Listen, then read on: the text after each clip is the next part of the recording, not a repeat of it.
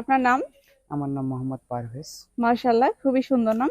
আপনার জন্য প্রশ্ন হচ্ছে, 5 ওয়াক্ত নামাজ ফরজ হওয়ার আগে কি কোনো নামাজ ছিল? উম, হ্যাঁ। ছিল? শিওর? হ্যাঁ। কত রাকাত ছিল বা কিভাবে পড়তো সেটা বলতে পারবেন? আর রাখারটা তো ডিটেলস জানি না, বাট হচ্ছে ছিল এইটা জানি।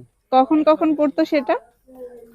ওখানে তো মানে আগে যে হচ্ছে আপনার নামাজের মানে টাইমটা ছিল মানে লেন্দি অনেক বেশি। তো পরে যে হচ্ছে অনেক বেশি হওয়ার কারণে আমাদের যে নবী হযরত মুহাম্মদ সাল্লাল্লাহু আলাইহি সাল্লাম তখন হচ্ছে যে সময়টা কমানো হয়েছে। আচ্ছা আচ্ছা। এতটুকু জানা আছে। হচ্ছে আমাদের নামাজ 5 ওয়াক্ত ফরজ হওয়ার আগে অবশ্য নামাজ ছিল।